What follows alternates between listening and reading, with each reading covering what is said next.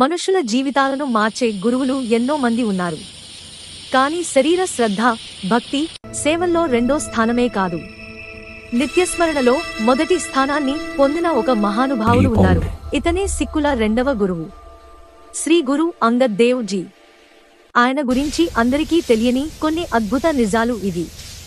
గురు నానక్ దేవ్ జీని మొదటిసారి కలిసినప్పుడు అంగద్ జీకి ఆయన మాటలు అంతగా ప్రభావం చూపించాయి.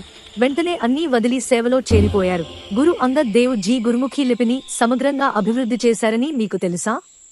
ఇవాళ సిక్కుల పవిత్ర గురు గ్రంథ్ సాహిబ్ కూడా గురుముఖిలోనే ఉంది. పిల్లల ఆరోగ్యం బాగుండాలంటే వ్యాయామం చాలా ముఖ్యం అన్నారు.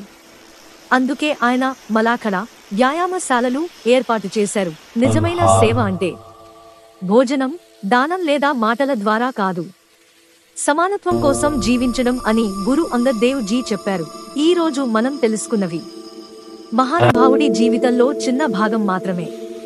ఆయన బోధనలు ఇప్పటికీ కోట్ల మందికి వెలుగుదారిగా ఉన్నాయి. ఇలాంటి మరిన్ని చారిత్రక కథలు కావాలంటే ఫాలో అయ్యండి.